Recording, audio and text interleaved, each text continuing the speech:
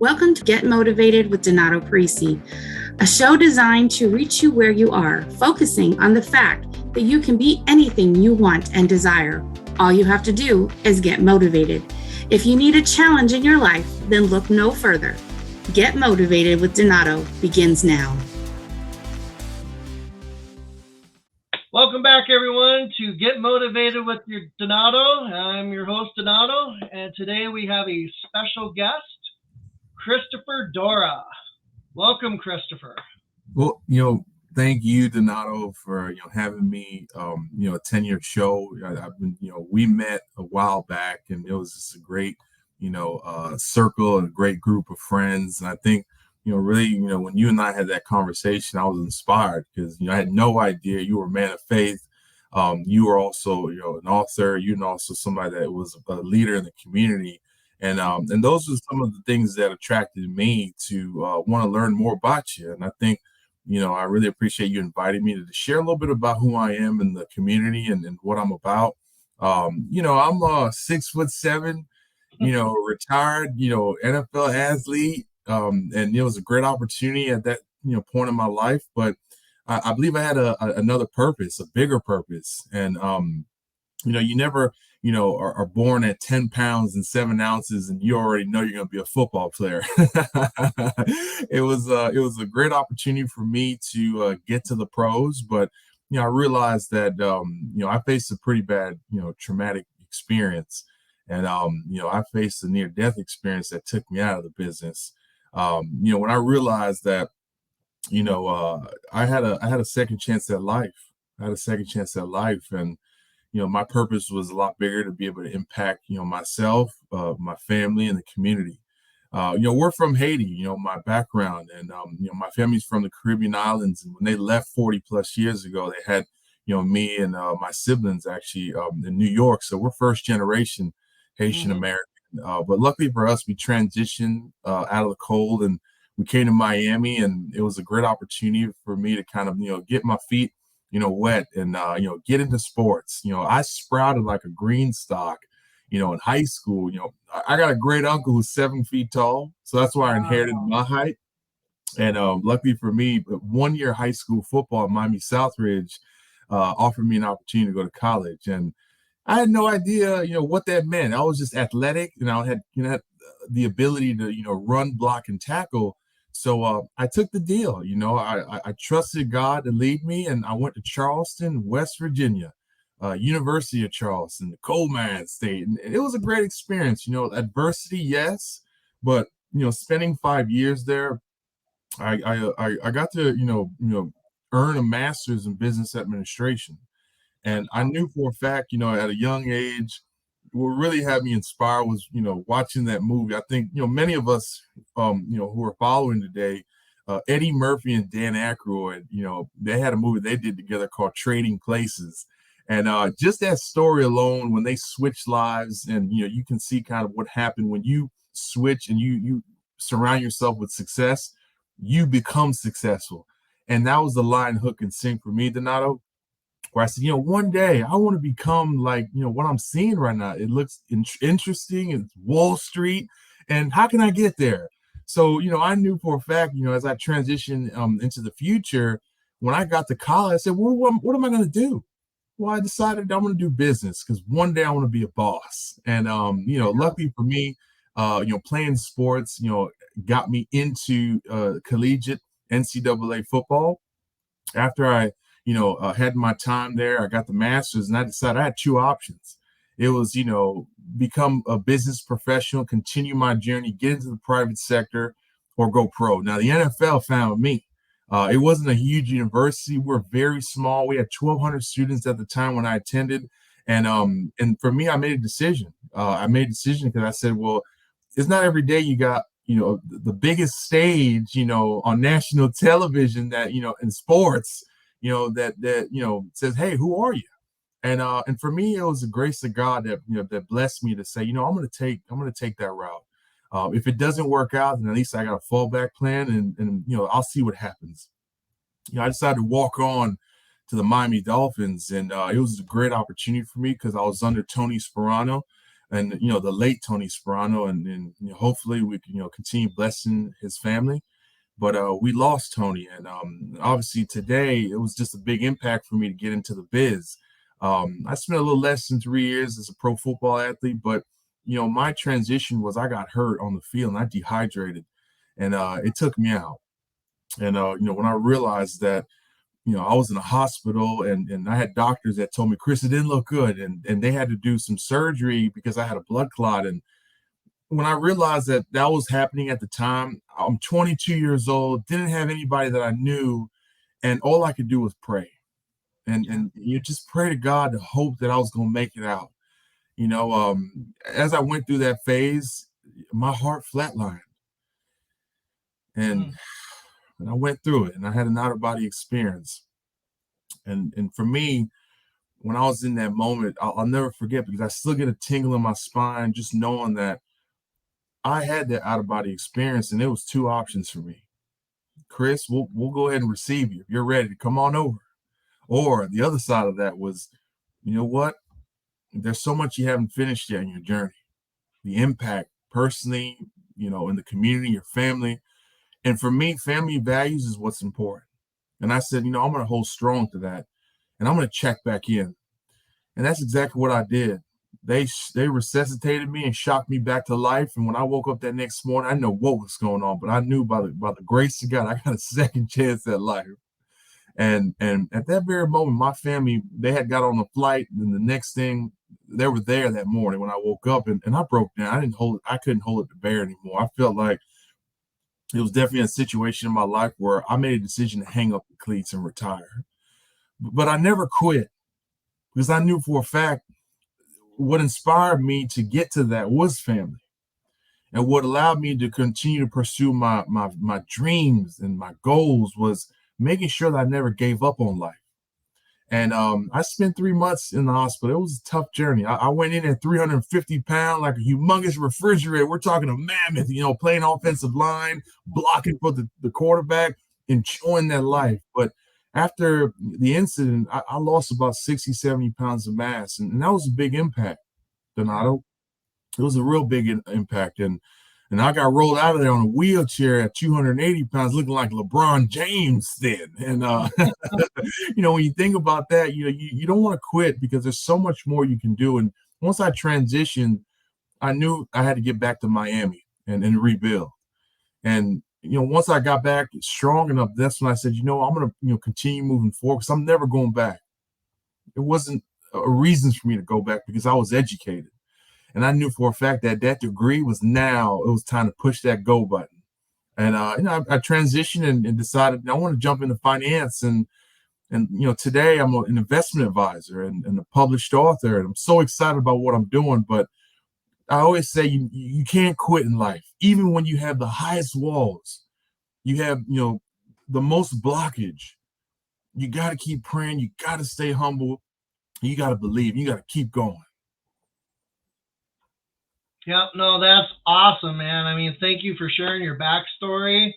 And I want to dig into that more, because you've got such an interesting story, and you've done so much, and you are so much. And it's just so inspiring, because, I mean, just some of what you just said, like when you went to college, you weren't just focused on football, you actually got your master's. I mean, that's incredible, right? A lot of guys just focus on the football, and they don't think about, well, what if I get injured, right? But you had a plan. You already were like, which way should I go? So that in itself just speaks volumes. And then, in all of the things that you were just saying right now, you can see how your faith has secured you, how it is a part of you, right? You have a foundation in your faith, and obviously that comes up from your good upbringing, right?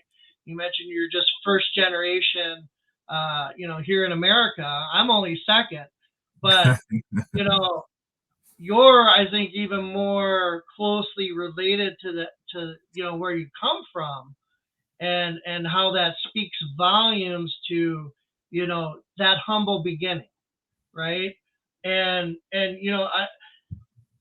I want to talk about all these things, so we'll try to get them all in here. Get your popcorn ready, fans and audience members. We're gonna have a good time on this show. There you go. So let's just throw the icebreaker and get it out of the way. If there was anybody past or present that you'd want to meet, who would that be and why? That's a really great question. Well, if I were able to go back into time or even today, I think for the types of people and the influences that have been inspirational, I'd want to meet Muhammad Ali. And the reason why I want to meet Muhammad Ali is because I knew for a fact the adversity, the challenges that I have learned about Muhammad Ali today, and looking at bibliographies, documentaries, and I actually am very close to his former wife, Khalila Ali. She's one of my best friends. Wow. She has shared with me some testimonies, but also just my recollection of understanding his story was quite impressive, because I feel like I can relate so well because of the adversity that I went through in West Virginia, and the tenacity that I never quit, even when the odds were against me. And I feel that as an athlete, I can relate because I know what it took to work hard and to pursue. But at the same time, as you go back to foundation, my family, that was instilled in me at a very early age, was to believe in my faith. Because at times when you don't have anybody there presently or physically, all you have is your faith. You're back against the wall when you're going through adversity. You have to have some energy of some spirituality, some connection to where you believe that even in tough times, you can get through it. And by the grace of God is the reason why I'm still able to have this conversation with you today. And I thank my Lord every single day, because I wake up and I pray. I wake up, I make coffee, and I pray. And I thank God and I read the Bible. And even if it's one verse, it's feeding my soul. It's feeding my spirituality. I'm eating the wheat. And I feel that Muhammad Ali, when his story and his transition of what he went through, will be such a dynamic feeling to be able to just sit in a room with that professional athlete and just have a conversation. And I'd buy him coffee or lunch or something sweet, or whatever he wanted. But I felt like that's somebody, if I can go back in time to say I would like to meet and sit down and have a great conversation, I would want to meet Muhammad in his prime. Yeah, I remember growing up and he was like everywhere doing everything. I mean, obviously he was a boxer and big into all that, and I've watched some of those fights, but he would pop up in all the different TV shows or other appearances of different things. So it's like, yeah, growing up, he was just everywhere, it seemed. And he was that good positive role model, and yeah, that's awesome, man. That's pretty cool. We haven't had that one on here before. So along with those kinds of things, right? The show here is called Get Motivated. And that's what we're trying to do. I have my tagline now of, get up off the couch and get motivated, right? Trying to get people to do something. And so from your perspective, what does that mean? What does get motivated mean? Well, it's a great question, Donato. It's, really, it has to start with self. You have to think about, what inspires you. What, type of journey do you want to have? Because not everybody has the same story or journey. Everybody that's here is, an individual person that has their own DNA. And, something may work for somebody, it doesn't work for another. But I do believe that getting motivated is really an inspiration based off your roots and your upbringing and how you actually apply what to your routine and how that strengthens over consistency. And as you evolve, motivation is the driver to reach, a goal. And whether that goal is becoming an athlete, becoming a musician, a doctor, or, learning how to do HVAC, or, being the best role model, it's a motivation to want to be better at life. And when I wake up every morning, I'm motivated to continue, pursuing my goals and my dreams, because I know for a fact getting a second chance at life, I don't see it the same way. I'm more humble. I'm more gracious. I like to listen to others at all levels. I work with, very ultra high net worth people in my world of finance, but at the same time, I'm still treating the janitor the same way. And I think that's important to have those characteristics, because that's the motivator. Impact, being able to help others. That's really what's important. And at the end of the day, I'm not, God forbid, when one day I, have my, next round and I do, have that day, how much impact did I make? Did I smile when I met that person that I didn't even know? Or if I didn't even speak to that person, they're across the room, did I smile and make them feel good? That's motivation, because you know how to impact others. And I think if we can help our youth and inspire our youth to say the please, say the thank you, open the door, treat each other fairly, that's the motivation. It doesn't always have to be monetary, or it doesn't have to be something tangible you have to touch and feel. It can be just how you wake up in the morning inspired to be alive. And that's what's, the impact that you can make. Sometimes it doesn't have to be an impact of 100 million people. You impact one person, and that's a motivation to make somebody smile. And I have those values that I have every single day, and I apply those things. And motivation for me is, how am I impacting others based off of my talent, my energy, and the vibrations that I give? Because I think that's really what's important. How do I make you feel? You'll never forget that. You may have forgotten what I said, but how I made you feel is the motivator. No, and that's so true, man. I mean, we met in Atlanta, and all of what you just said, I can back up. I mean, you didn't come off, like some people would, and you definitely come off that humble, that respectful, that, being motivated, sure, and positive. Obviously your height is one of the things that stood out to me, right? Because I had to straighten up, and I'm 6'3", but you still got something on me. But all of those things, and definitely, you're not just a force to be reckoned with, but to respect, consider, and just, I appreciate you, man. And it's all of the things that make you up, because you're sincere, right? You're real, you're approachable, all of those different kinds of things. So that's how we all need to be, right? We can all learn something from all that. Absolutely. I think it makes a lot of sense, like when you're able to kind of have those conversations with people, and obviously you just you turn to kind of, some people have to always operate at a very type of way, but sometimes it doesn't even need all that. Just having kind of like when we went, before we had technology, before we had iPhones. I mean, what did we all do? We all went outside and we played, outside with our friends, and we ran. We got, skids on our knees, or we fell and had bumps and bruises, but we all were happy just to be around each other. And I think that's really what we need to kind of have more of that instilled in the new generations today. And that's important, because they're our future leaders. Mm-hmm. That's so true. And, you mentioned working with the youth. That's a passion of mine as well.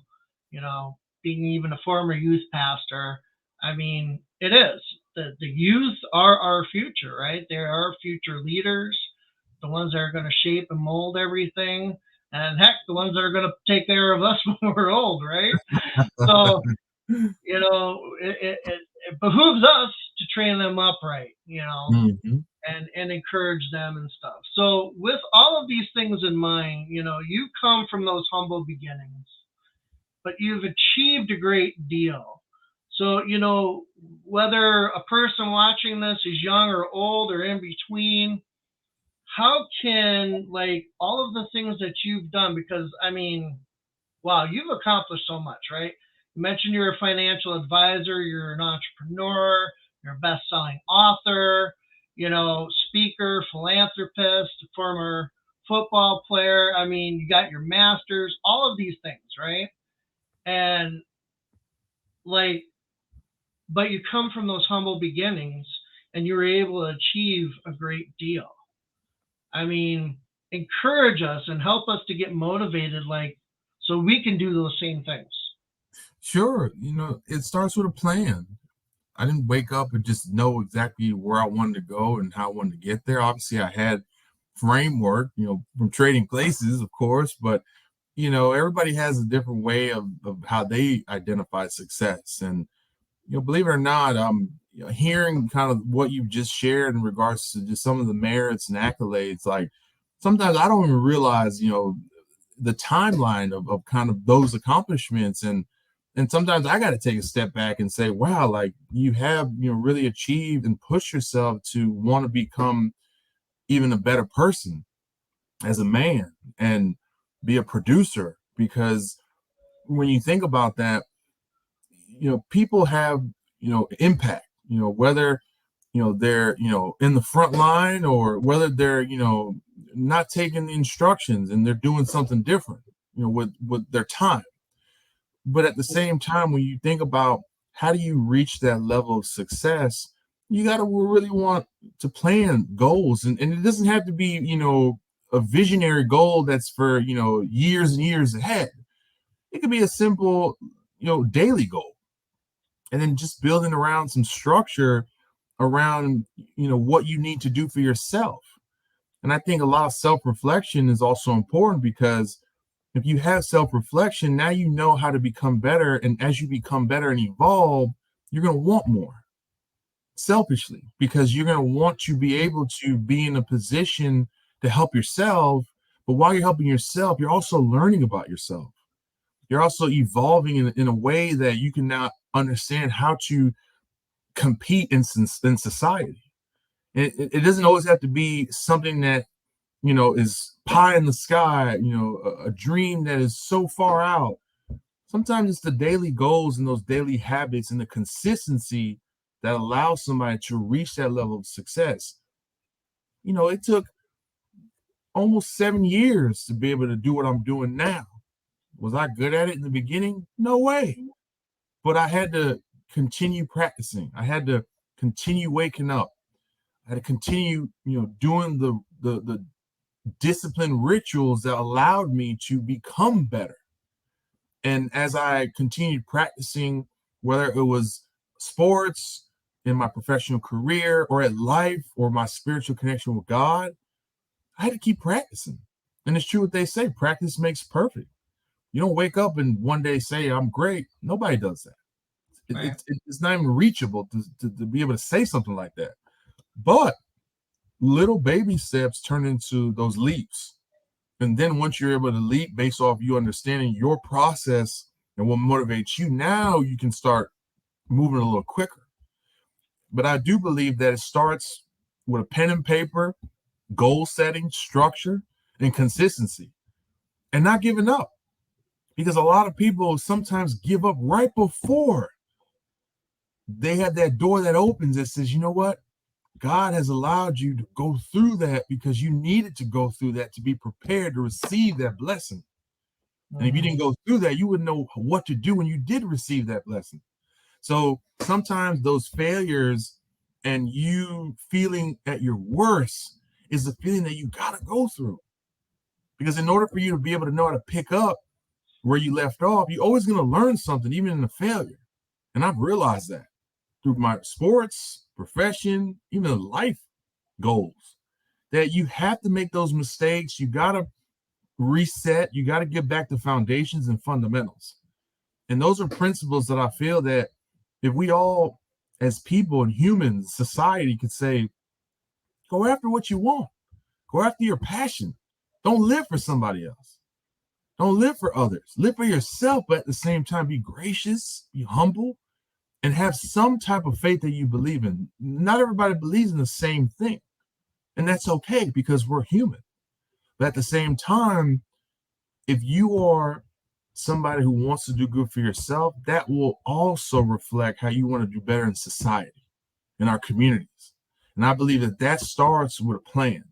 And again, it doesn't have to be a plan that is unachievable or it's so far out.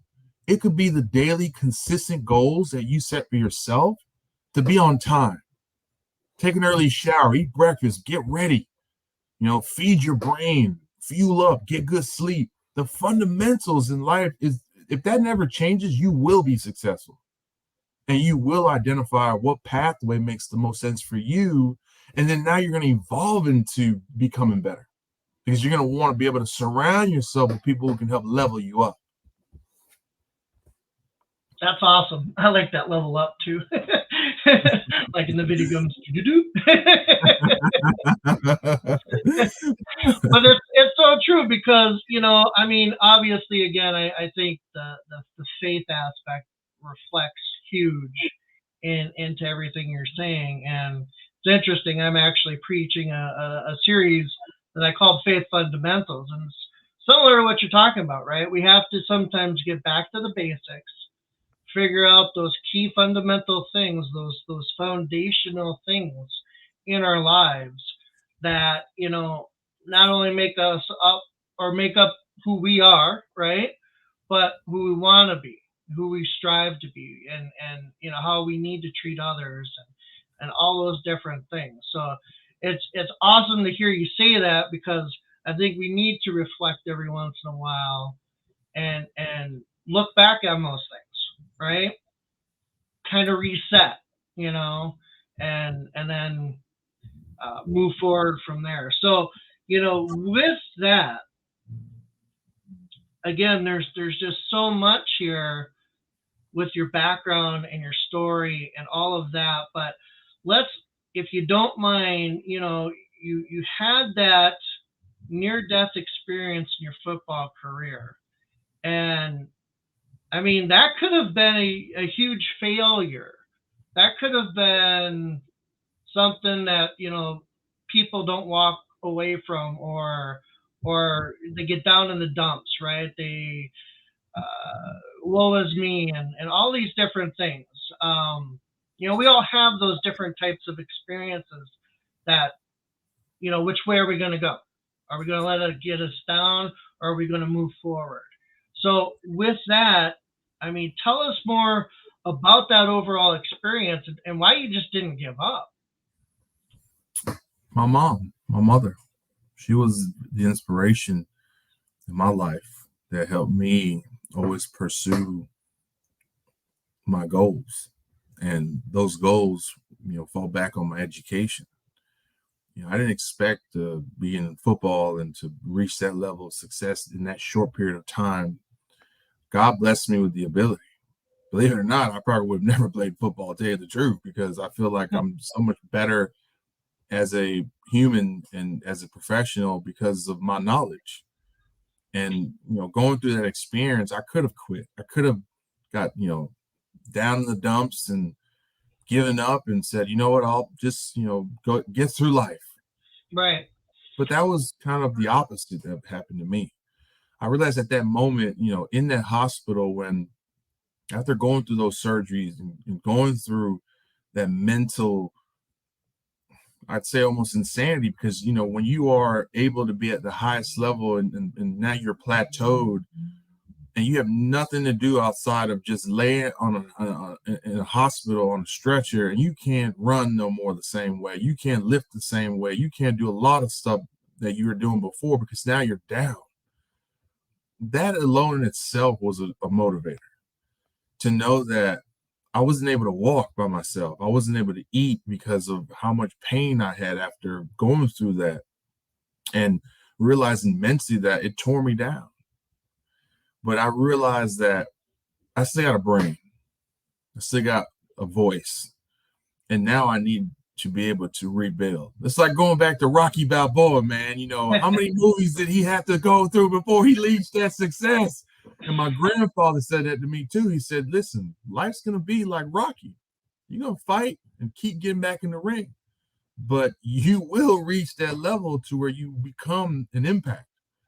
And I never understood that until as I was going through these transitions in my life that, you know, my grandfather, you know, that's the one thing if I can change today is just be able to have a conversation today with my grandfather and to be able to really soak up that knowledge. You know, people would travel across the world to meet my grandfather because he had the ability to be able to see and visualize further than a lot of others. And believe it or not, you know, when you think about that, that's a person that was inspirational, and it's still inspirational today when my mother and my aunts, you know, speak of him, because I'm like, wow, he had such an impact on others. I wish I can change time and bring him back up to speed where I'm at today so he can see his grandson and how I'm impacting the world. And that's my goal, is I want to impact others and I want to be able to leave a legacy. And how do I do that? Well, I have to, you know, understand, and I have to be able to comprehend. I have to be able to compete.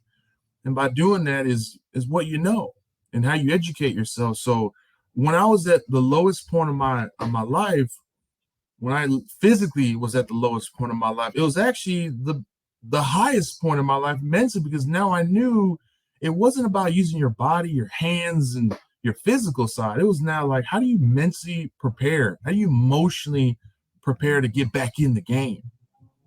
And that's when you asked me the question before, well, what is the motivator? Like, how do you kind of, you know, transition and to do that? How do you help others do that? I played my own game. I said, well, in order for me to be good at my game, I got to learn my strengths and weaknesses and not be afraid to say that I got weaknesses. I'm not perfect, far from it. But I know for a fact with the talents that I do possess, how can I sharpen my skills? I need to be around iron. I need to be around other leaders. I need to be around other strong men. And I need to learn from women, because you still need that empathy. You still need that connection. You still need that compassion, because that's what helps you move forward in life. You can't be brute and strong and macho all the time. There's a time and place for that. But at the same time, by you having balance and by me understanding my position now after that injury, I knew that I had to change. And I had to change for myself. And I needed to be educated, and I needed to pursue what meant that was right for me. And that's when I decided, you know what? I need to turn this around. And I'm going to use my education, my knowledge, and I'm going to apply it. And that's how I slowly, you know, decided to enter into the world that I'm in of finance now and continue understanding, you know, I'm actually evolving this space, and I want to help others and help business owners, help them, you know, think about, you know, business succession and you know, getting out and exiting their companies. And how do you do that? Well, I can help you. And then I realized that the nonprofit industry had an impact, you know, because of the pandemic that disrupted the world.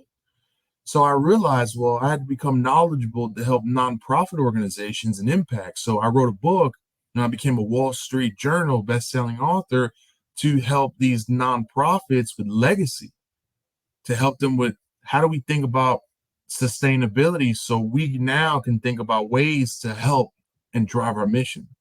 So going back to your question, well, the motivator was to be the best version of myself and evolve into who I've become. And that starts, you know, going back to the fundamentals, the drawing board. If A didn't work, this option, because, you know, I had to, you know, overall transition, well, how do I now bring that talent into something that's going to help even a bigger purpose? And that's why I got into the financial industry. Nice. So let's talk a little bit about your book there, because you are a Wall Street Journal best-selling author, you know, USA Today and Digital Journal, and you've been featured on Fox. So you've really, you know, started to get the word out there, and your twist on it is that nonprofit. And I like your title, Let's Get It. You know, and you give the keys to that. So tell us a little bit about like what inspired you to do that. Who should read it? Why they should read it? What kind of information's in there? Sure, absolutely. And thank you for asking me, Donato. The book is not my biography. It's more of a story that in those 10 chapters, every chapter has a nugget of information that you can take away and apply.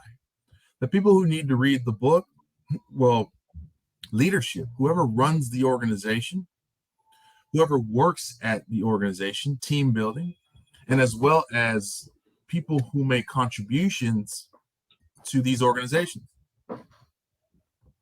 donors. And I realized that book is a global book, not just for the United States. It's for the world to read. It's for people who are inspired to get into philanthropy. And philanthropy doesn't always mean you have to cut a big check or you have to be present in that way to be an impact. The book is really a formula. And then the book provides tactical steps, processes, as well as strategies to be able to help grow your mission and to be able to think about your mission to become independently sustainable.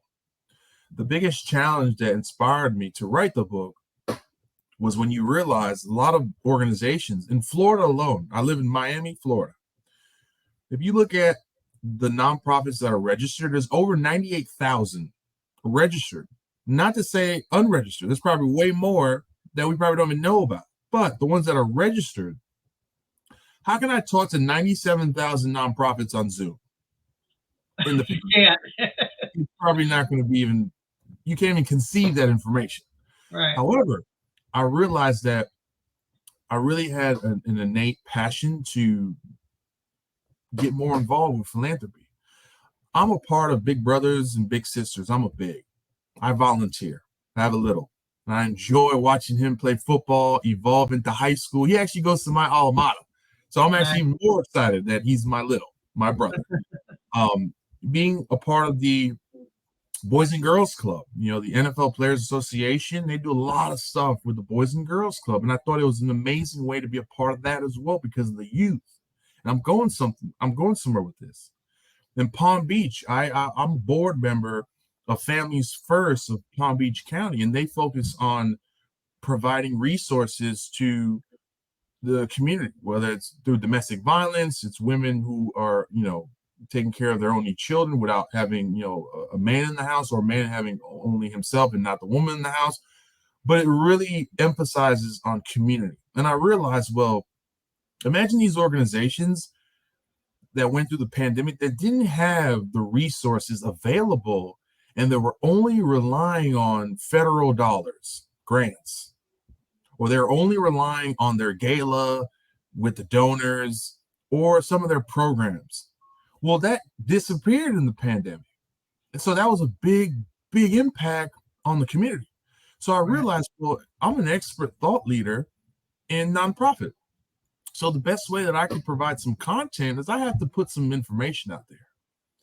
And that's what I thought about. I said, well, I got to think of a clever way that is not a version of just technical information. I got to put some color. I got to put some liveliness into some content that's going to be something that's easy to read, less than 200 pages, but very strategic. Something where you can basically buy my book on, Target, Barnes and Nobles, Amazon, you name it, every major retail distributor. If you just type in "Let's Get It," Kristoffer Doura, you'll find the book. And I realized that was the information that needed to be put out into the community. So, it took 9 months to, put this book together. It's like having a baby. I birthed my first child. and when I put the information out there, people started really giving me some feedback like, wow, this is some pretty good content. I had no idea. So I realized that this was something that was needed in the industry. If we think about, our founding fathers, and we think about, how our, the USA and the economy was built off the backs of nonprofits. governments use nonprofits for services and opportunities. So if we even go back into time, we are basically a nation built off a nonprofit. So I was like, well, how do I impact a $480 billion industry that is lacking resources? I had to put information out there. And that's when I decided to put out Let's Get It. Let's Get It is derived from sports and that analogy of being able to kind of pick up where you left off and let's go. Where you're in the trenches on the gridiron and you got your teammates there and you're in the battlefield and you're competing and you're going against your opponent in a battle in the game. Let's get it, guys. So that was really inspiration to say, hey, we got to keep going until we finish. So the emphasis behind that was to be able to put some information out there so people can move and take action. Every single nonprofit leader, whether you're the founder, the CEO, a director, or even just somebody who's helping the organization as a volunteer, needs to go out and get that book for the sake of them being able to drink that information and then apply it. Because that information there can solve a lot of problems. And by them being able to capture the information, they're going to have an enjoyable read, to tell you the truth, because most feedback I get, people are like, wow, this is actually a funny book. But at the same time, it's so much impact and so much gold-rich nuggets that we're able to take away from that book. So I'm so inspired. It's not the last book, but it's definitely the beginning of a great opportunity and to allow the globe, the communities to know that there's going to be a follow-up edition of Let's Get It. Let's get it too. No, that's awesome, man. And I think the important thing is, again, like with all of what you've done, you reach back out to the community. You're playing a part in people's lives. You're writing this book, and that's philanthropy at its finest, really. I like one of your things as far as your thoughts on philanthropy is that you learned that the key to happiness was to give. And you kind of mentioned it before too. It's not necessarily all about money or anything else. It's about giving of yourself, and help encourage people out there to do just that, to give of themselves. However, because we don't necessarily think about it, but I think people need to get more motivated because all of our stories, right, can impact somebody else's life for the positive and get them out of the muck and mire that they're in and help them up and then get them moving forward and into greatness, right? So tell us how to do that. Sure. Participate. Ask the question. If you're thinking about it and you don't have an answer, ask. And I believe that you will receive the answer. Sometimes you may not receive the answer you're looking for, but it doesn't mean you can't get a second opinion. And I think, how do you look at inspiring and motivating others to be able to think about legacy? And legacy goes back to your goals and goes back to what's important to you as impact. Some people have, money legacies to be able to reach as much money as they can make. Okay, well, that might be for certain people. Others, it's not about the money. It's more of, well, how can I help others? And I enjoy helping others because I know for a fact that being somebody that went through what I went through with my trauma, I realized that it's not about the resources and always the money. Now, don't get me wrong. You want to have resources to be able to do things and help others in more ways. But when it boils down to it, Donato, it's really about how can I serve? How can I help others? Because if I serve others and I'm impacting others and not looking always for a return, God blesses you. Because God knows now you're doing God's work. And that could be teaching others, how to ride a bike. Something as simple as that. or even helping somebody with their goals. If they need to understand how to think about, financial planning. How do I budget? How do I think about college? How do I think about retirement? Those are things that I possess knowledge to help others. But at the same time, it goes all the way to the volunteer work that I do to make sure that my little brother has a role model and looks up to me and says, well, at 14 years old, he picked me and said, you know what, out of the 7 brothers and sisters that I have that are older and younger, I'm in the middle, but I want a leader outside of my home to be able to help me evolve. And believe it or not, Big Brothers and Big Sisters has a very rigorous process when you kind of match with your little to figure out there's some commonalities. And I had to go through that. But when you think about the impact that I'm making in his life, that's how I'm serving. That's how I'm making sure that I'm impacting somebody who looks up to me as a leader and a role model, to make sure that I'm preparing him for those obstacles to come, so he doesn't have to go through the same struggles that I went through. And I believe that's a way to serve and put others at times where they are able to benefit when you don't expect anything in return. Yep. And I believe that's really the power of we. That's the power of service. And that's the power that allows us all to grow as a community in love. And love is a strong, strong, strong power. That love can stop wars.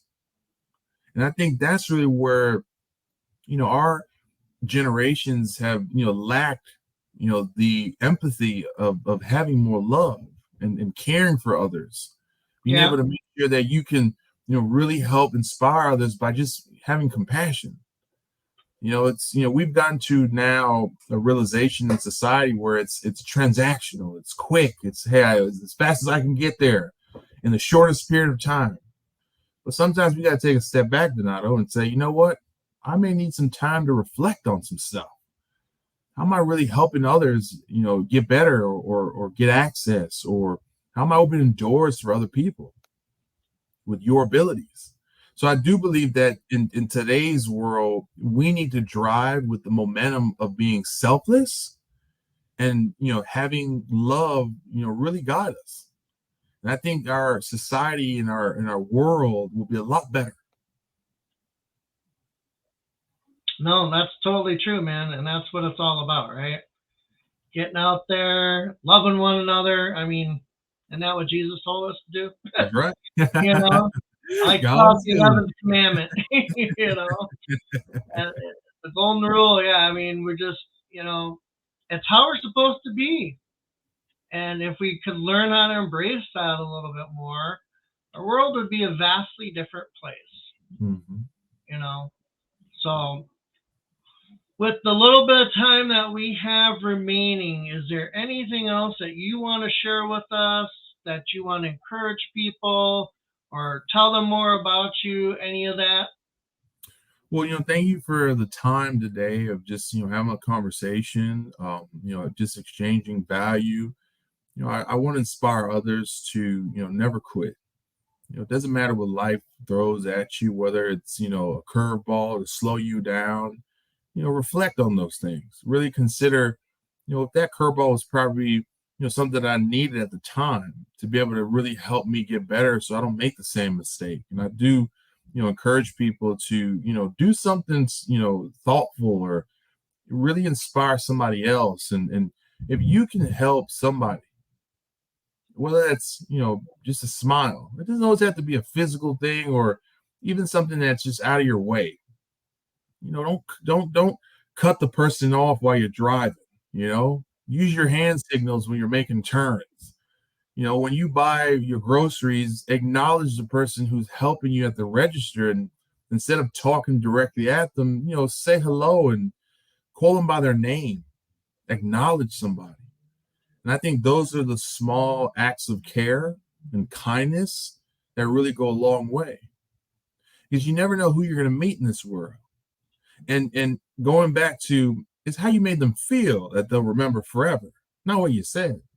And I do believe that words of encouragement for other people is to become more humble and have humility, because you never know what somebody's going through. Everybody has a different purpose. Everybody's important. You wouldn't be here on earth if you didn't have a purpose. Now, some people have higher tasks and they have the ability to reach higher goals, but with that also comes more responsibility. Right. So that's where you really want to say is, how do I look at myself and say, well, how can I become my best version? But you can become your best version by serving. And by serving others, that means just being kind. Those are the things that I want to leave with the audience and, the people who are following your show, to continue watching, continue tuning in, liking, reposting, acts of service, acts of love to help you grow your platform. Those are things that are encouraging. When people do things that they don't expect a return on the investment, they're just helping you because they believe in you. And they're doing it because at the kindness of their heart, maybe one day you'll do the same for them. And I believe that's really what's inspiring, is to allow others to see that there's so much impact that can be made without an exchange or a transaction. It can be just out of the kindness of your heart, to just know that the consistency of you going back to fundamentals, practicing, what you're preaching. Those are things that are important, is to leave a legacy. And if people can think about leaving a legacy, everybody has a different legacy. But if you can leave your legacy, now we're talking about staying motivated. That's awesome, man. Appreciate that. And, you talk about leaving that legacy, and that's so important. The Bible says, it talks about leaving an inheritance for your children's children. We do these acts of kindness like you're talking about, and equip people with all of these, things to get motivated with, to, like your book, showing them how to do all these, things for nonprofit, and all of these other fundamental things that we've been talking about, showing love to one another, right? If we're doing all of these things, yeah, it's going to make the world a better place. It's going to make you a better place, right? But you're not going to just leave an inheritance to your children's children. You're doing it to the world, right? You're improving everyone and everything around you, and your impact can be huge, regardless of where you're at.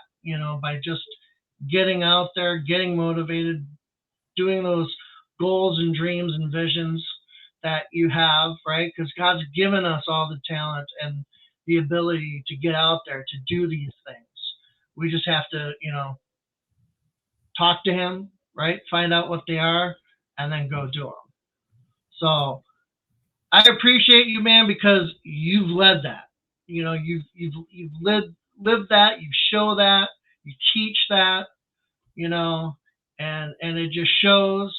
I appreciate you so much, man, and the humility that you do have, but that kindness, that compassion that comes forth, reaching out to the community, being a big brother, all of those different things are so important.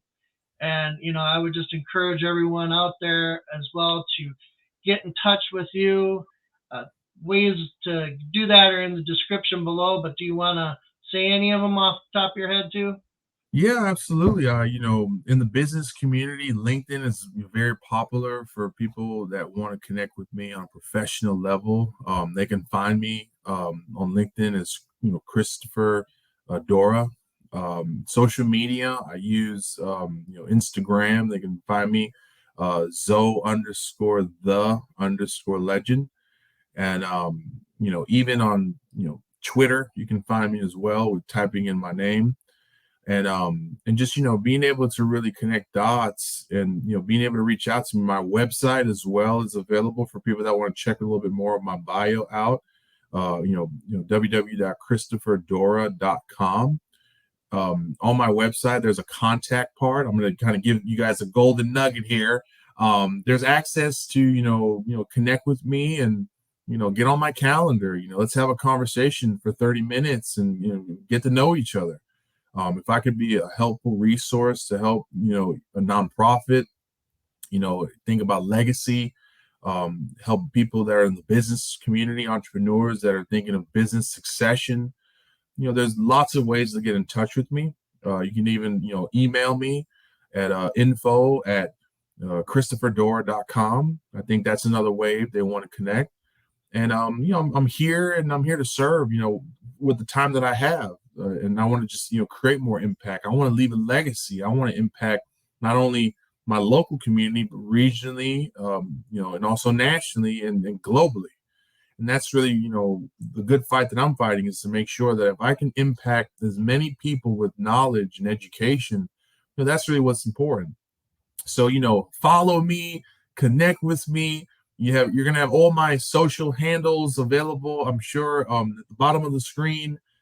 Go ahead and connect. Don't be shy. Let's connect and let's have a conversation. I'm going to challenge you now and take the action step. Let's get it.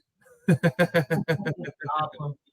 Well, hey, man, again, I appreciate you. Thank you for being here today. Thank you for being just so inspirational, motivational, and, just giving back to the community and everything else, to all of us. I really appreciate that. And for everyone else out there, just be blessed. Thank you for listening to Get Motivated with Donato, where Donato speaks with leaders, authors, influencers, and speakers who share their life journeys with motivational tips, lessons learned, and keys of success that will motivate you to change your life.